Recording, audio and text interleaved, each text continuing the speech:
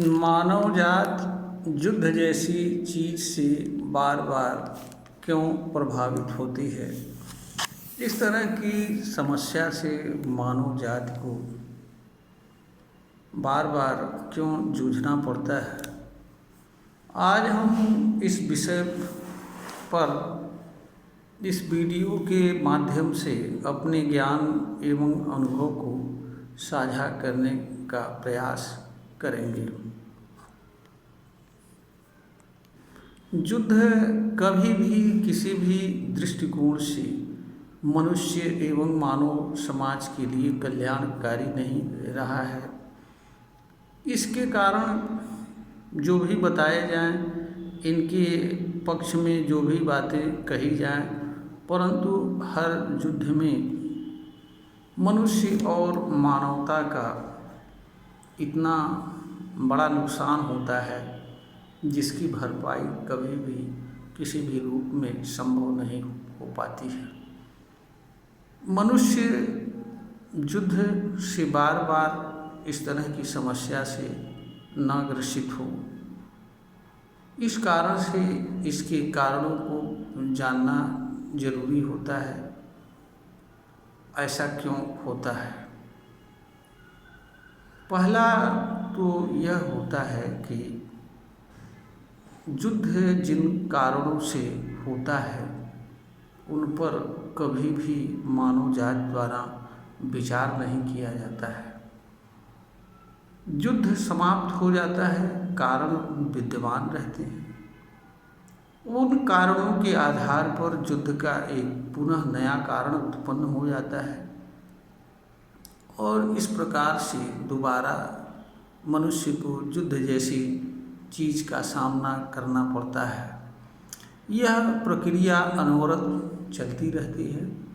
इस कारण से बार बार युद्ध जैसी चीज को मनुष्य को जूझना पड़ता है और मानव जात को अकल्पनीय मानवीय कष्ट, पीड़ा, मनुष्य और मानवता का नुकसान उठाना पड़ता है। यह भी एक सच्चाई है। इतिहास पर अगर दृष्टिपात किया जाए तो इतिहास पर युद्ध के हारने और जीतने के कारणों पर वर्णन होता है। इतिहास में राजा के जीतने वाले राजा के बारे में वर्णन होता है, उसके किए जाने वाले कारणों के संबंध में, कार्यों के संबंध में वर्णन होता है और ज़्यादातर जो जीतता है उसकी बहादुरी के बारे में बातें बताई जाती हैं। किस कारण से उसने युद्ध प्रारंभ किया इस पर चर्चा नहीं होती है और क्या जिस कारण से किसी राजा ने युद्ध प्रारंभ किया या युद्ध को थोपा वह कारण उचित था या नहीं था, यह भी चर्चा का विषय नहीं होता है। इस कारण से और जो भी चर्चा होती है वह हमेशा बौद्धिक वर्ग के माध्यम से होती है। इस कारण से कभी भी युद्ध के जो मूल कारण होते हैं उन पर कोई चर्चा नहीं होती है। पूरा का पूरा इतिहास सिर्फ हार युद्ध में कोई क्यों जीत गया और कोई राजा क्यों हार गया है, इस पे चर्चा होती है। और राजा जो विजित राजा होता है उसके द्वारा किए जाने वाले कार्यों का वर्णन होता है, उसका महिमा मंडन होता है। इन्हीं सब चीज़ों के आगे पीछे इतिहास घूमता है। परंतु युद्ध की शुरुआत क्यों हुई और इसकी आवश्यकता क्यों थी, इस पे चर्चा नहीं होता है, क्योंकि मानव समाज जो मजबूत पक्ष रहता है उसके अनुसार चलने फिरने का आदी होता है और राजा द्वारा जो भी कारण बताए जाते हैं अगर वह जीत जाता है तो उन कारणों को जनता सही मान लेती है, क्योंकि जनता भी उन्हीं तरह के विकारों से ग्रसित होती है जिन विकारों से राजा ग्रसित होते हैं। राजा भी मनुष्य होते हैं, वो कोई स्पेशल मैन नहीं होते हैं। जिस तरीके से आमजन मानवीय कमजोरियों, विकारों और बुराइयों से भरा रहता है, उसी तरीके से वह लोग भी भरे होते हैं। अंतर सिर्फ यह होता है कि वो किसी विशेष कार्य में दक्ष होते हैं, और जैसे किसी को गाने में निपुणता है, किसी को नाचने में निपुणता है, किसी को बौद्धिक कार्य में निपुणता है, तो किसी के अंदर नेतृत्व की ज़बरदस्त क्षमता है या वो अत्यधिक शक्तिशाली है, अपने शक्ति बल और नेतृत्व के माध्यम से सत्ता पर काबिज हो जाता है। इस तरह की उसके अंदर काबिलियत है। फिर लोग सत्ता पर काबिज व्यक्ति के आगे पीछे भागने का मानव समाज आदि है, और मानव समाज में यह एक विचारधारा भी है कि समर्थवान पुरुष कोई गलती नहीं करता है। इस पृथ्वी वीरों के लिए है, जो बहादुर होते हैं उनके लिए है, कमजोरों के लिए कोई जगह नहीं है।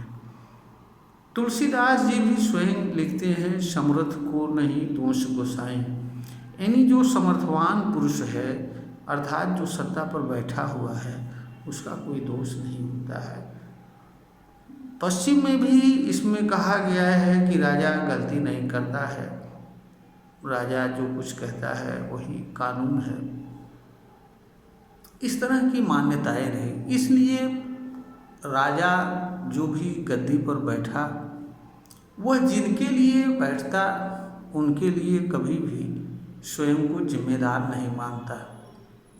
आज हमारे देश में लोकतंत्र है, जनता के वोट से चुने हुए लोग देश और जनता का नेतृत्व कर रहे हैं। संवैधानिक और लोकतांत्रिक रूप से तो यह बात सच है, परंतु ईमानदारी से अगर देखा जाए तो जनता के वोट से चुने हुए लोग, जिनका कार्य जनता के तरफ से जनता के कार्य को संपन्न करना है, यह लोग भी जनता और देश के प्रति किसी रूप में स्वयं को जिम्मेदार नहीं मानते हैं। इनकी महत्वाकांक्षाएं, इनका अहंकार और इनके शक्ति का जो अहंकार है, आदि चीज़ों से ग्रसित होते हैं। ये जनता की सेवा को गौर समझते हैं, अपनी शक्ति का प्रदर्शन, अपनी कुशलता का प्रदर्शन और उसमें उसको प्रचारित करवाने में अपने आप को अधिक बुद्धिमान और काबिल समझते हैं। यह भी एक सच्चाई है। अब हम आते हैं युद्ध के आखिर कारण क्या होते हैं। कारण तो पहला ये होता है कि अहंकार एक ऐसा चीज़ होता है, इससे ग्रसित इस धरती पर जो भी व्यक्ति जन्म लेता है, जीवन जीता है, सभी होते हैं। इससे मुक्त कोई वही व्यक्ति होता है जिसे इसका ज्ञान होता है और इससे दूर रहने के उपाय को जानता है और अहंकार से मुक्त रहकर जीवन जीने के मार्ग का अनुसरण करते हुए जीवन जीता है। इसके अतिरिक्त अन्य सभी लोग, चाहे वो राजा हो, चाहे वो रंग हो, चाहे वो जिस स्थिति में हो, हर कोई अहंकार से ग्रसित होता है और अवसर पाने पर किसी न किसी रूप में अपने अहंकार का प्रदर्शन करता है। चूँकि कमज़ोर को यह अवसर कम मिलता है, इसलिए ऐसा लगता है कि कमज़ोर के भीतर अहंकार नहीं होता है, परंतु यह भी एक असत्य बात है। कमज़ोर को भी जब किसी रूप में अवसर मिलता है तो वह भी अपने अहंकार को प्रदर्शित उसी रूप में करता है जिस रूप में शक्तिशाली लोग करते हैं। इसी के कारण एक दूसरा कारण जो जन्म लेता है वो है विस्तारवाद। अगर पूरा इतिहास देखा जाए तो अधिकतर युद्ध विस्तारवाद की नीति के कारण हुए हैं। विस्तारवाद दो तरीके का, एक क्षेत्र का विस्तारवाद और दूसरा विचारधारा का विस्तारवाद। विचारधारा चाहे वो धार्मिक हो, चाहे राजनीतिक हो, या साम्यवादी विचारधारा हो, इनके लिए भी, इनके विस्तार के लिए भी, चूँकि इनका विस्तार भी राज्य की व्यवस्था के माध्यम से होता है। यह सही है कि विचारधारा का महत्व मनुष्य से होता है, मनुष्य के अलावा और किसी से मतलब नहीं होता है। परंतु यह भी सत्य है कि विचारधारा को विस्तारित करने का सबसे सशक्त साधन राज्य व्यवस्था होती है। जिस विचारधारा को राज्य द्वारा स्वीकार कर लिया जाता है, राजा द्वारा, वह जबरदस्ती लोगों पर थोप दी जाती है और उसका मानना लोगों के लिए एक प्रकार से मजबूरी हो जाती है। न चाहते हुए भी लोगों को उसके अनुसार काम करना पड़ता है और उसका विस्तार अपने आप हो जाता है। ये थे दो तरह के विस्तार। दूसरा, अहंकार से ग्रसित व्यक्ति ये हमेशा चाहता है कि उसके बराबर या उसके पैरेलल कोई दूसरा न रहे, वह पसंद नहीं करता है। यह चीज़ सत्ता में बैठने वाले लोगों के अंदर भी रहती है। एक राजा दूसरे राजा को कभी देखना पसंद नहीं किया। इसी कारण से जैसे ही लोग राजगद्दी प्राप्त करते थे, पुनः दूसरे कमज़ोर राज्यों पर आक्रमण करके उनको अधीन करने का कार्य करते थे। ऐसा करते हुए अगर वो काफ़ी आगे निकल जाते थे तो वो चक्रवर्ती और ना जाने कैसी कैसी उपाधियों के से नवाजे जाते थे।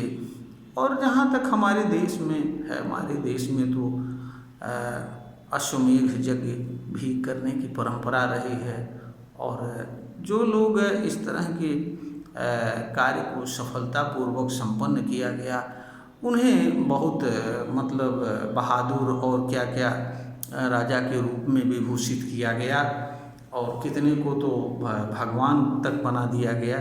यह एक मानव जात की एक सच्चाई है। तो महत्वाकांक्षाएं राजाओं की, इनका दूसरों पर प्रभुत्व स्थापित करने की प्रवृत्ति, यह सब चीज़ें मूलभूत रूप से हैं। हमें यह नहीं भूलना चाहिए कि सत्ता पर बैठने से या किसी विशिष्ट प्रतिभा के रखने से या कोई गुण या कला से जुड़े कर्म को करते हुए अगर कोई व्यक्ति विशेष ऊंचाई को प्राप्त कर लेता है तो इसका अर्थ यह नहीं है कि वो ईमानदार है और कोई संत पुरुष है। परंतु मानव की यही एक कमजोरी है कि जो कार्य वह सरलता से नहीं कर पाता है या जिस कार्य को नहीं कर पाता है, अगर उस कार्य को कोई दूसरा व्यक्ति कर देता है तो बड़े सहज भाव में उसे वो बड़ा महान और बड़ा योग्य मान लेता है। यह मानव समाज की एक कमजोरी है और यह कमजोरी सिर्फ अज्ञान के कारण है। सबसे जो बड़ी बात यह भी है, युद्ध का होने का जो बार बार कारण है, जो लोग भी सत्ता में बैठते हैं वह जनता के प्रति, देश के प्रति अपनी प्रथम जिम्मेदारी नहीं मानते हैं। यह कहने के लिए तो वो अपने आप को देश का नौकर या जो भी बतावें, लेकिन व्यवहारिक सच्चाई ये है कि उनके लिए अपना अहंकार, अपनी महत्वाकांक्षाएं देश और जनता से ऊपर होती है। इसलिए लोग मौका पाते ही कोई न कोई बहाना ढूंढ करके कमज़ोर राष्ट्रों पर आक्रमण करते हैं या कोई ऐसा कार्य कर देते हैं जिनके कारण युद्ध जैसी स्थिति उत्पन्न हो जाती है और युद्ध को जन्म दे देते हैं। यह सत्ता में बैठने वाले लोगों की एक अपनी चतुराईपूर्ण धूर्तता है जिसे लोग समझ नहीं पाते हैं और लोग इनके कार्यों का समर्थन करते हैं। यह भी एक सच्चाई है। मानव समाज द्वारा या कहिए जनता द्वारा या कहिए देश के बौद्धिक वर्ग द्वारा कभी भी राज सत्ता में बैठने वाले लोगों के कार्यों का ईमानदार और निष्पक्ष मूल्यांकन न किया जाना होता है। लोग इनके ऊपर निर्धारित जिम्मेदारियों के अनुसार इनके कार्यों का मूल्यांकन नहीं करते हैं, बल्कि इनके द्वारा जो कृत्य किए जाते हैं, अगर वो कृत्य सफल हो गए तो उनके आधार पर इनकी बहादुरी का वर्णन किया जाता है। यह एक सबसे बड़ी मानव समाज की भूल है। इसका परिणाम ये होता है कि जो भी लोग सत्ता में, चाहे राजशाही में, चाहे लोकतांत्रिक व्यवस्था में और चाहे साम्यवादी व्यवस्था में बैठने वाले लोग होते हैं, उनके लिए जनता और देश का हित कोई मायने नहीं रखता है। उनके लिए अपनी महत्वाकांक्षाएं, अपने अहंकार प्रथम होते हैं। इसी का परिणाम है कि यूक्रेन और रूस का युद्ध चल रहा है। यह जो पुतिन का जो निर्णय है, एक पागलपन का निर्णय है। किसी भी स्वतंत्र देश को यह अधिकार है कि वह जिससे चाहे अपना संबंध रखे, जिससे चाहे न रखे। किसी दूसरे पड़ोसी मजबूत देश को यह कहने का अधिकार नहीं है। परंतु यह भी सत्य है कि यहाँ पर भी हमारा जो विश्व जनमत है वो ईमानदार नहीं है, और ज़्यादातर लोग पुतिन का ही समर्थन, क्योंकि पुतिन मजबूत हैं, उनका देश दूसरे नंबर का शक्तिशाली संपन्न देश है। इस कारण लोग उनके बहादुरी के गीत और उनके कार्यों को उचित ठहराने में लगे रहते हैं, जबकि सच्चाई ये है कि इस युद्ध का सारा दोष पुतिन का है। उसमें यूक्रेन का कोई दोष नहीं है। यूक्रेन एक स्वतंत्र राज्य है, जहाँ भी उसे अपनी सुरक्षा के लिए ज़रूरत होगी वो जाएगा। यह एक सच्चाई है। इसके अतिरिक्त जो लोग सत्ता में बैठते हैं वह भी मानवीय कमजोरियों से ग्रसित होते हैं, विकारों से ग्रसित होते हैं, और वह भी सामान्य लोगों के तरह, जैसे सामान्य लोग मनमानापूर्ण कार्य करते हैं, वह भी करने के आदी होते हैं। सिर्फ उनके कार्य करने का तरीका दूसरा होता है, उनका कार्य दूसरे तरीके का होता है, सिर्फ इतना ही अंतर होता है। एक सामान्य आदमी सामान्य जीवन में सामान्य जन पर अपना प्रभुत्व स्थापित करना चाहता है। इसी तरीके से सत्ता में बैठा हुआ व्यक्ति कमज़ोर राष्ट्र पर अपना प्रभुत्व स्थापित करना चाहता है। प्रभुत्व दोनों स्थापित करना चाहते हैं। सामान्य जीवन में एक आदमी दूसरे आदमी को किसी न किसी रूप में अपनी बात मनवाना चाहता है, अपने अनुसार उसको कार्य करने के लिए मजबूर करने का प्रयत्न करता है। यही कार्य देश की सत्ता पर विराजमान लोग भी कमज़ोर देश के सत्ता में बैठने वाले लोगों से करवाने का प्रयत्न करते रहते हैं। तो फर्क कोई नहीं होता है। जो जैसे सामान्य व्यवहार में सामान्य मनुष्य एक मनुष्य को अपने अधीन देखना चाहता है, अथवा वह स्वार्थ के कारण स्वयं दूसरे के अनुसार कार्य करने लगता है, यह स्थिति सत्ता में बैठने वाले लोगों के साथ भी है। क्योंकि सत्ता में बैठने वाले लोग मानवीय विकारों से ऊपर नहीं होते हैं। यहाँ पर हमारे कहने का अर्थ यह भी नहीं है कि सत्ता में अच्छे लोग नहीं जाते हैं और सत्ता में अच्छे लोग कभी जाते ही नहीं, लेकिन ये भी एक सच्चाई है कि ईमानदारी से, निष्पक्षता से सत्ता शायद बड़ा मिलना मुश्किल होता है। हाँ, कभी कभी देश में जब कोई विषम परिस्थिति होती है, जहाँ पर लोगों को कोई विकल्प नहीं दिखाई देता है, वैसी विषम परिस्थितियों में किसी अच्छे इंसान को ज़रूरत होने पर ही अच्छे इंसान को अवसर प्राप्त होता है। अन्यथा सामान्य अवस्था में ईमानदार अच्छे लोगों के लिए सत्ता जैसी चीज़ बनी नहीं होती है। क्योंकि सत्ता उन्हीं लोगों को प्राप्त होती है जो हर तरीके से सत्ता को प्राप्त करने के लिए कर्म करते हैं, और सत्ता किसी सिद्धांत पर आज तक नहीं प्राप्त हुई है। हाँ, लोकतंत्र में वोट के माध्यम से जरूर सत्ता प्राप्त होती है, लेकिन किस तरीके से नेता छल कपट बल और वोटों का खरीद फरोख्त क्या क्या नहीं करते हैं, और वो शायद वहाँ तक करते हैं जहाँ तक सामान्य आदमी सोच भी नहीं सकता है। परंतु यह सब कुछ इतनी सावधानी और इतने अच्छे तरीके से किया जाता है, और चूंकि वो लोग साधन संपन्न शक्तिशाली लोग होते हैं, इस कारण से उनके ऐसे कार्यों को भी प्रशंसा मिलती है, और लोग कहते हैं कि देखो चुनाव जीत गया, बड़ी पैसा खर्च किया, बड़ी वो किया और जीत गया। जबकि इससे बड़ा गलत कार्य कोई ये नहीं कहता है कि इसने कितना गंदा काम किया है। उसका एक कारण ये होता है कि यह लोग स्वयं द्वारा लूटे गए धन में से उसका एक हिस्सा जनता में किसी न किसी रूप में वितरण करते हैं, और यह इसलिए करते हैं कि ताकि जनता का मुंह बंद हो जाए, जनता का जो ज़मीर है, आत्मस्वाभिमान है, वो ख़त्म हो जाए और हम जैसा चाहते हैं वैसा कर लें। यह सब कुछ होता रहता है। इसीलिए कभी भी सत्ता में बैठने वाले लोग, चाहे लोकतंत्र हो या राजशाही हो, कभी भी जनता और देश की प्रति ऑनेस्टी से जिम्मेदार नहीं रहे।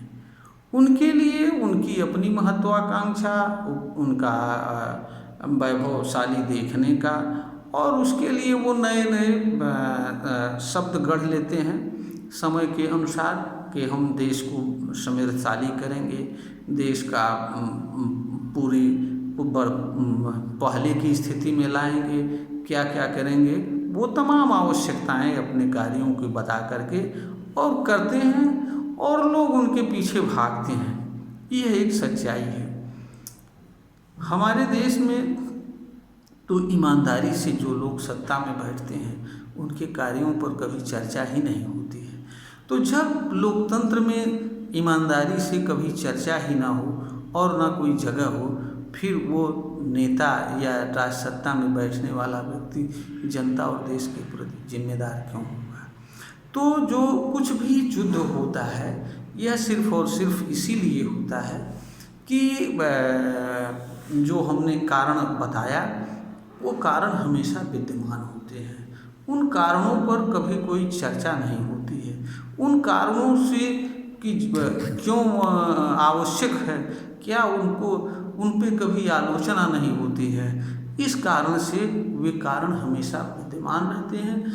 थोड़ी बहुत परिस्थितियों में बदलाव के अनुसार कुछ नई चीज़ें आ जाती हैं, तात्कालिक कारण ढूंढ लिया जाता है, और युद्ध जैसी चीज़ को राष्ट्राध्यक्षों द्वारा थोप दिया जाता है।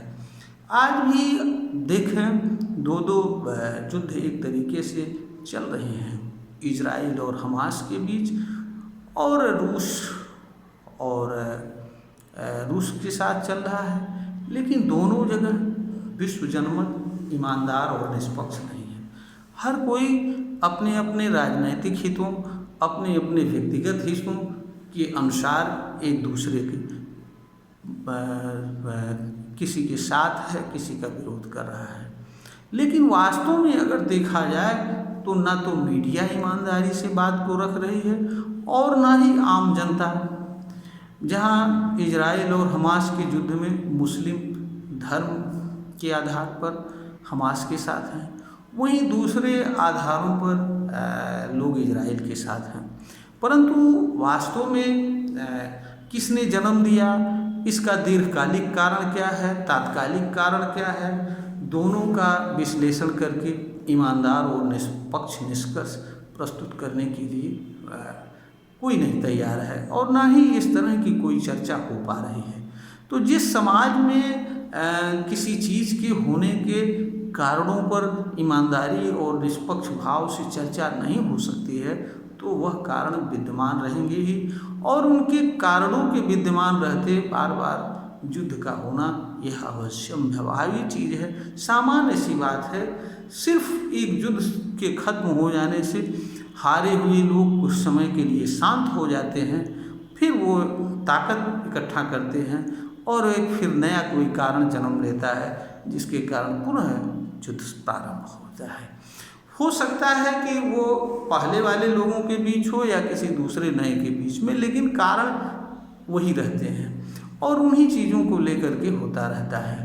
तो युद्ध से बचने के लिए विश्व जनमत को ईमानदार होना पड़ेगा, क्योंकि मीडिया को ईमानदार होना होगा और ने इस चीज़ को कहीं न कहीं जो सत्ता में बैठने वाले लोग हैं उन्हें यह समझना होगा कि हमारी मुख्य जिम्मेदारी किसकी है। आज के या किसी भी युग में सत्ता में बैठने वाले की प्रथम और अंतिम जिम्मेदारी सिर्फ और सिर्फ अपने देश और जनता के लिए कार्य करना होता है। किसी देश पर आक्रमण करना, 10 देशों की सीमाओं को अपने में मिला लेना, यह राजा का कार्य नहीं होता है। यह उसकी महत्वाकांक्षा की पूर्ति के अलावा और कुछ नहीं होता है। यह जनता को भूल भुलैया में डाल करके, जनता को गुमराह करके उसके ऊपर युद्ध को थोप देना होता है। जो कार्य के लिए सत्ता में बैठता है उसका कार्य वही होता है। हाँ, अगर अपने देश की सुरक्षा को मजबूत रखना चाहिए, अगर कोई बाहरी आक्रमण होता है तो उसे पूरी ताकत के साथ उसका जवाब देना चाहिए और हर समय आंतरिक और बाहरी दोनों स्तर पर मजबूत रहना चाहिए। वो वैसे ही मजबूत रहना चाहिए जैसे इजराइल जैसा देश है। लेकिन अकारण युद्ध थोप देना और युद्ध की शुरुआत कर देना, दूसरे के क्षेत्र को कब्जा करने के लिए अपनी विचारधारा को, यह किसी भी दृष्टिकोण से उचित नहीं है और यह करना एक राजा या सत्ता में बैठने वाले का कार्य और कर्तव्य नहीं होता है। जब तक इस तरह की चीज़ों पर विश्व जनमत और सत्ता में बैठने वाले लोग विचार नहीं करेंगे, ऑनेस्टी से सोचने का प्रयास नहीं करेंगे और विश्व जनमत पर ईमानदारी से इस तरह की बात रख करके सत्ता में बैठने वाले लोगों पर दबाव बनाने का कार्य नहीं करेंगे, तब तक सत्ता में बैठने वाले लोगों के चाल ढाल, विचार और कार्य करने के तौर तरीके में कभी भी बदलाव नहीं आ सकता है। और जब तक विचारिक स्तर पर बदलाव नहीं होगा, वैचारिक लेवल पर चेंज नहीं होगा, तब तक युद्ध के कारण समाप्त नहीं। क्योंकि युद्ध के कारणों का जन्म तो विचारों से होता है और विचार जब तक चेंज नहीं होंगे तब तक मनुष्य युद्ध जैसी चीज़ से नहीं बच सकता है। इसलिए बचाव के लिए ज़रूरी है इस पर ईमानदारी से विश्व जनमत निष्पक्ष इसकी समीक्षा करे और यह बताने का प्रयास करे सत्ता में बैठने वाले लोगों का कि आपका कार्य यह नहीं यह है, और जिसके लिए आप सत्ता में बैठाए गए हो वो कार्य करो। आप वह कार्य न करो जिसके लिए आप सत्ता में नहीं बैठाए गए हो। तो हो सकता है इनके अंदर दबाव बने और ये लोग अपने पुरानी परंपरा से त्याग करके और केवल देश और जनता की समृद्धि और विकास में कार्य करें। ये ऐसा करके विश्व जनमत को, मानव समाज को युद्ध जैसी चीज़ से बचाया जा सकता है। इस वीडियो के माध्यम से हमने अपने ज्ञान और अनुभव को रखने का हर संभव प्रयास किया है। अगर ये वीडियो पसंद आता है तो इसे लाइक करें, शेयर करें और चैनल को सब्सक्राइब करें। ये हमारा निवेदन आप सभी वीडियो को सुनने वाले श्रोतागण से है।